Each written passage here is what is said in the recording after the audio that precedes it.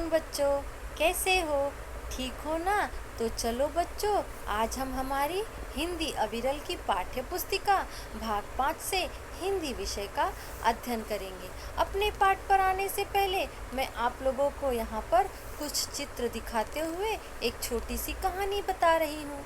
आप लोग ध्यान से सुनिएगा। एक बगीचा था। उस बगीचे के पास एक छोटा सा घर था। उस घर में बिट्टू नाम का एक शरारती लड़का रहता था। बगीचे में कुछ चींटियां अपना घर बना रही थी। वह घर पूर्ण रूप से अभी तैयार भी नहीं हुआ था कि बिट्टू घूमते घूमते उस घर के पास आ पहुंचा और वह उन चींटियों के घर को देखकर उसके मन में शरारत आई और उसने अपने हाथों से उनके घर को तोड़ दिया और अपने घर को टूटते हुए देखकर चींटियां रोने लगी। रोते रोते वे अपने राजा के पास जा पहुंची।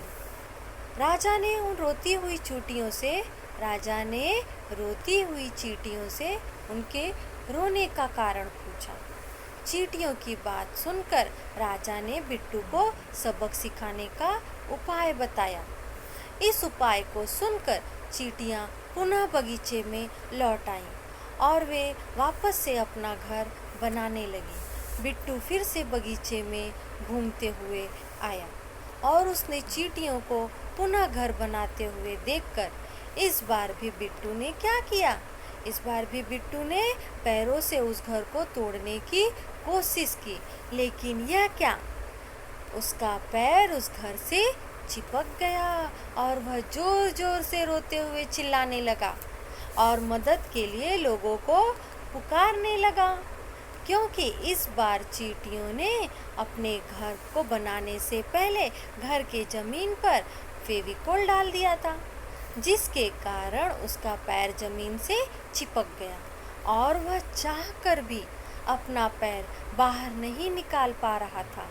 चींटियों ने मिलकर शरारती बिट्टू को सबक सिखा दिया। उस दिन से बिट्टू सुधर गया। वह प्राणियों से प्रेम करने लगा। पशु पक्षियों के प्रति उसकी सोच क्या हो गई? बदल गई।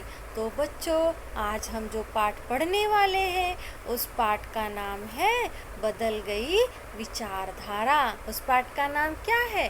बदल गई विचारधारा। यह पाठ एक आलोक नाम के लड़के पर आधारित है जो बहुत ही शरारती है, बहुत ही नटखट है।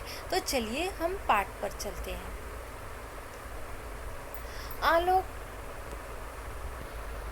आलोक एक बहुत ही शरारती लड़का था। वह रोज रोज नई नई शैतानियाँ करता था। सभी लोग उसकी शैतानियों से परेशान थे। उसे विशेष रूप से पशु पक्षियों को परेशान करने में बहुत मज़ा आता था। उसकी माँ उसे हरदम समझाती थी कि पशु पक्षी हमारे सहयोगी होते हैं, उन्हें सताना नहीं चाहिए, परंतु आलोक उनकी बात एक कान से सुनता और दूसरे कान से निकाल देता।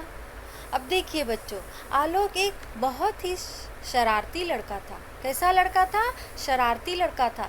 शरारती अर्थात नटखट। आलोक बहुत ही नटखट लड़का था। वह रोज रोज नई नई शैतानियाँ करता था। रोज रोज अलग अलग शैतानियाँ करता था। सभी लोग उसकी शैतानियों से परेशान थे। सभी लोग, जो उसके माता पिता थे, उसके आस पड़ोस के जो लोग थे, सब उसकी शैतानियों से क्या थे? परेशान थे। उसे विशेष रूप से पशु पक्षियों को परेशान करने में बहुत मज़ा आता था। उसे खासकर, विशेष अर्थात खासकर, उसे खासकर किसे परेशान करने में मज़ा आता था? उसे पशु पक्षियों को परेशान करने में बहुत मज़ा आता था। मज़ा अर्थात आनंद। उसे बहुत ही आनंद मिलता था, उसे बहुत ही खुशी मिलती थी। उसे पशु पक्षियों को परेशान करने में बहुत ही मज़ा आता था। उसकी माँ उसे हरदम समझाती कि पशु पक्षी हमारे सहयोगी होते हैं। आलोक की जो माँ थी वह आलोक को हरदम समझाती थी। हरदम, हमेशा, हरदम अर्थात हमेशा। उसकी माँ उसे हमेशा समझाती थी कि पशु पक्षी हमारे सहयोगी अर्थात हमारे मित्र होते हैं, उन्हें सताना नहीं चाहिए। उन्हें क्या नहीं करना चाहिए? उन्हें सताना नहीं चाहिए, सताना, उन्हें परेशान नहीं करना चाहिए। आलोक की माँ आलोक को हमेशा यही समझाती कि बेटा, हाँ, पशु पक्षी जो हैं वे हमारे मित्र हैं, उन्हें हमें नहीं परेशान करना चाहिए, उन्हें सताना नहीं चाहिए। परंतु आलोक उनकी बात एक कान से सुनता और दूसरे कान से निकाल देता। आलोक को अपनी माँ की कही हुई बातों का कुछ भी असर नहीं पड़ता और वह उनकी बातों को एक कान से सुनता और दूसरे कान से क्या करता था? निकाल देता था। उनकी माँ की बातों पर आलोक की माँ की बातों का कुछ भी प्रभाव नहीं पड़ता था। वह एक कान से सुनकर दूसरे कान से निकाल देता था, अर्थात वह अपनी माँ की बातों पर बिल्कुल ध्यान नहीं देता था। चलिए बच्चों, इसके कठिन शब्द। शैतानिया, शरारत करना, नटखट, विशेष, खास, परेशान करना अर्थात तंग करना। इसका देखिए बच्चों मुहावरा, एक कान से सुनना, दूसरे कान से निकाल देना। एक दिन की बात है, आलोक की माँ ने गेहूं धोकर सुखाने के लिए छत पर फैलाए। एक दिन की बात है, एक दिन आलोक की माँ ने गेहूं धोकर गेहूं को धोया था और धूप में सुखाने अर्थात धूप में सुखाने के लिए छत पर फैला दिए। जो घर का जो छत होता है, जो मकान का ऊपरी सतह होता है, उसे छत कहते हैं। आलोक की माँ ने गेहूं धोकर सुखाने के लिए छत पर फैला दिए।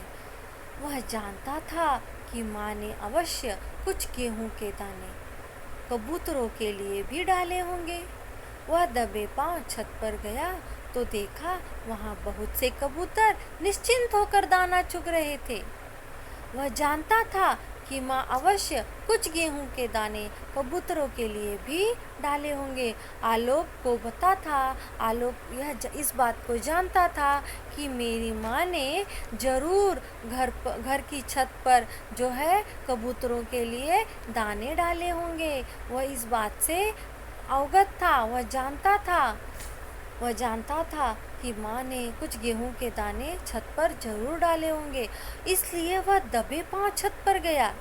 कैसे गया? दबे पांव अर्थात धीरे धीरे, बिना पैरों की आवाज किए छत पर गया तो देखा वहाँ बहुत से कबूतर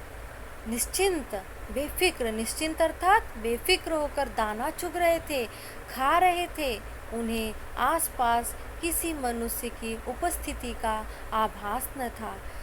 वो जो कबूतर दाना चुग रहे थे, उन्हें इस बात का बिल्कुल भी आभास नहीं था।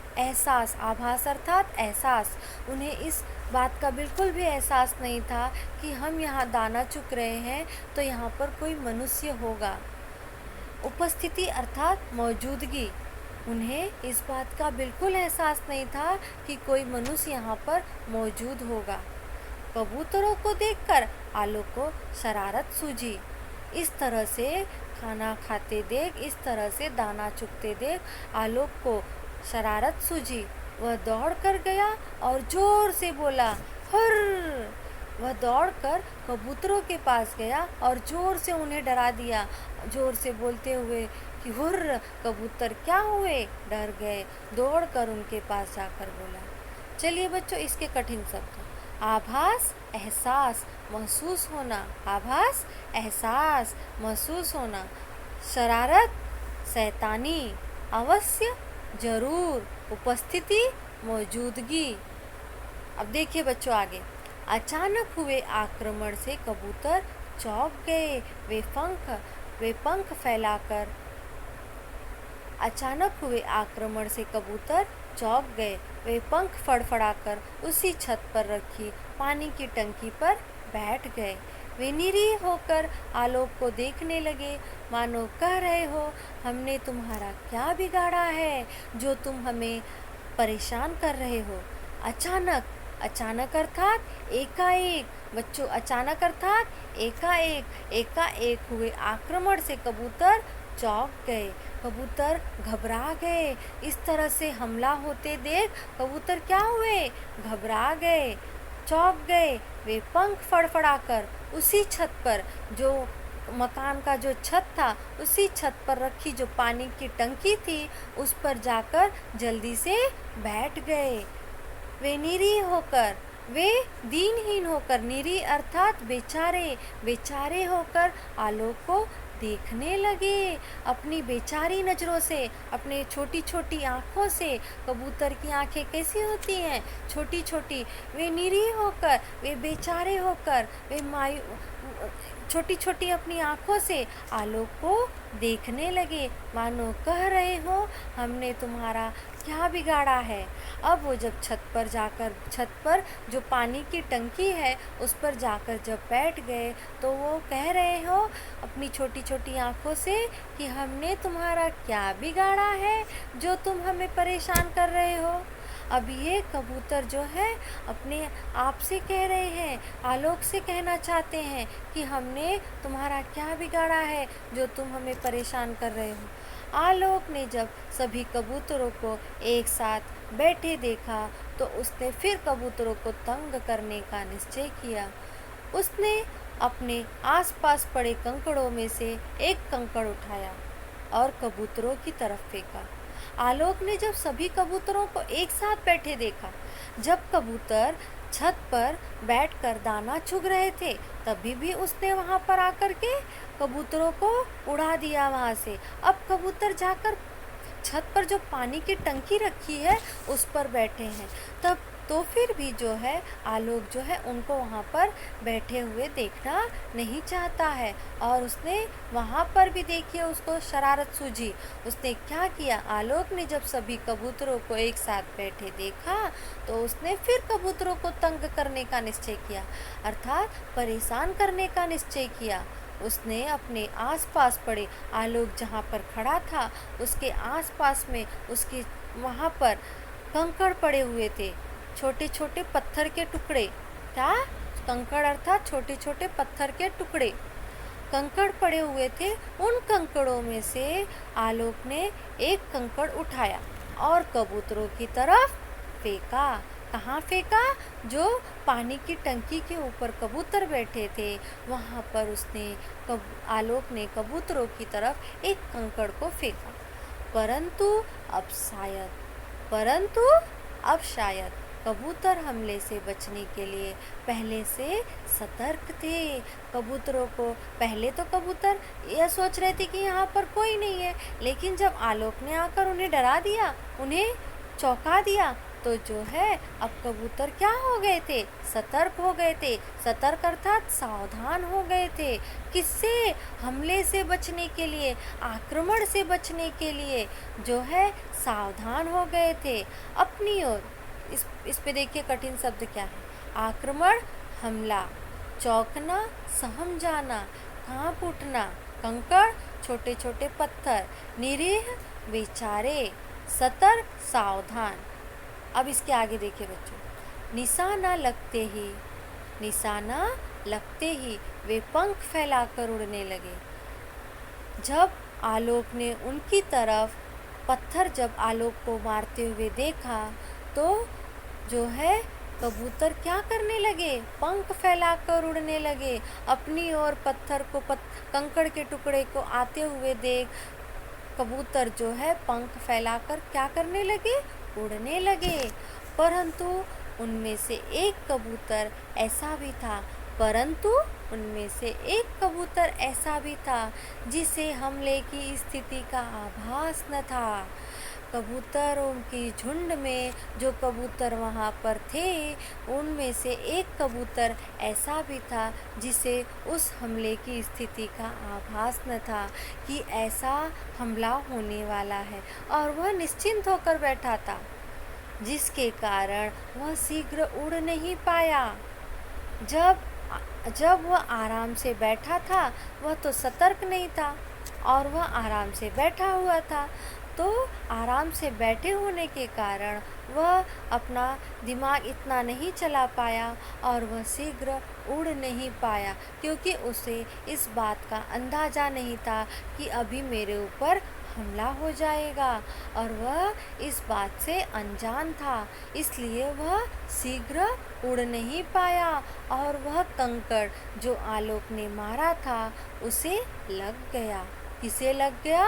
वह कबूतर जो निश्चिंत होकर बैठा था, उसको वह कंकड़, आलोक द्वारा मारे गए कंकड़ उसे लग गया। किसे लग गया? उस कबूतर को। कंकड़ लगने से कबूतर घायल होकर नीचे गिर पड़ा। कंकड़ लगने से कबूतर घायल होकर नीचे गिर पड़ा। उसी समय वहाँ उसकी माँ आ गई। जब कबूतर को कंकड़ लगा तो कंकड़ लगने से कबूतर घायल हो गया, और यह सब आलोक जब कर रहा था उसी समय उसकी माँ वहाँ पर आ गई, और आलोक की इस हरकत पर उन्हें बहुत क्रोध आया। जब उन्होंने यह देखा कि आलोक ऐसी हरकत कर रहा है तो ऐसा कारनामा, हरकत अर्थात कारनामा, हरकत अर्थात कारनामा, इस अपने बेटे के इस कारनामे पर उनकी माँ को, आलोक की माँ को बहुत क्रोध आया। क्रोध अर्थात गुस्सा। आलोक की माँ को आलोक की इस हरकत पर बहुत क्रोध आया। वे बोली, आलोक, तुम्हें बहुत मजा आता है पशु पक्षियों को तंग करने में।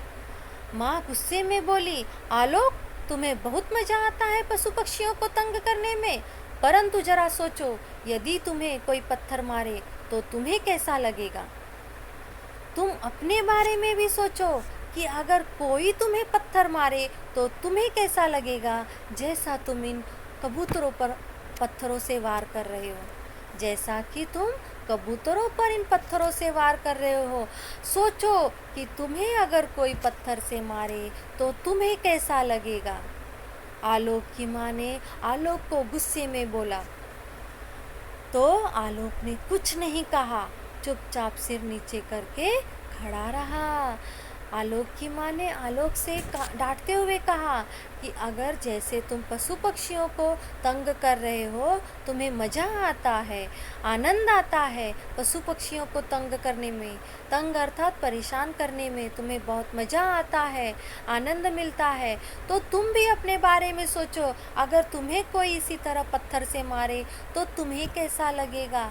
आलोक ने अपनी माँ के इस गुस्से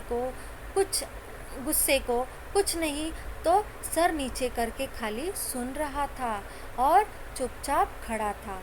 माँ ने घायल कबूतर को उठाया। माँ ने घायल कबूतर को उठाया। पहले उन्होंने उसके पंखों को अच्छी तरह से धोया, फिर मरहम लगाया। माँ ने घायल कबूतर को उठाया। माँ ने देखा कबूतर जो घायल था उसके शरीर से जो है खून निकलने लगा था। क्या निकलने लगा था? खून। और माँ ने जो है उस घायल कबूतर को उठाया। पहले खून निकलने के कारण उसके पंख जो है गीले हो गए थे, तो माँ ने जो है उसे अच्छी तरह से धोया और उस पर दवाई लगाई, मरहम अर्थात दवाई लगाई। अब कबूतर को थोड़ा आराम मिला। माँ ने जब उस पर दवाई लगा दी तो कबूतर को क्या हुआ? थोड़ा आराम मिला और वह पास ही एक वृक्ष पर जा बैठा। पास में ही एक वृक्ष था, एक पेड़ था। कबूतर उस पेड़ पर जाकर क्या हुआ? बैठ गया। अब इसका कठिन शब्द देख। हरकत, काम, कारनामा, क्रोध, गुस्सा, तंग करना, परेशान करना, आभास, एहसास।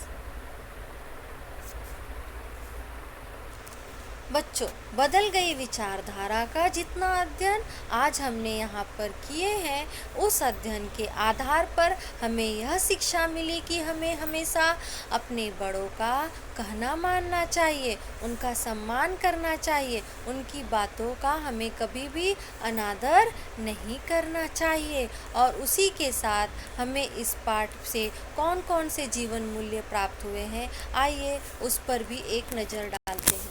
जीवन मूल्य। पशु पक्षियों से प्रेम करना। पहला क्या है? पशु पक्षियों से प्रेम करना। और इसका अर्थ यह है कि बच्चों, हमें पशु पक्षियों को कभी परेशान नहीं करना चाहिए, उन पर कभी किसी वस्तु से हमला नहीं करना चाहिए। वे भी हमारी तरह सजीव हैं, उन्हें भी दर्द होता है। इसके साथ ही बच्चों, ये पशु पक्षी और कीट पतंगे हमारे जीवन के लिए उपयोगी होते हैं। इनसे हमें कई जीवनावश्यक चीज़ें मिलती हैं। इन पशु पक्षियों से हमें कई जीवनावश्यक चीज़ें मिलती हैं, इसलिए हमें पशु पक्षियों से प्रेम करना चाहिए। दूसरा देखिए बच्चों, बड़े बूढ़ों की बात मानना, अर्थात हमें सदैव माता पिता और बड़े बुजुर्गों का सम्मान करना चाहिए और उनकी हर बात माननी चाहिए, क्योंकि उनके द्वारा कही गई बातें हमें जीवन में सही मार्ग दिखाती हैं। उनके अनुभव और उनके द्वारा दी गई शिक्षा दोनों हमारे जीवन के लिए क्या है? उपयोगी होते हैं।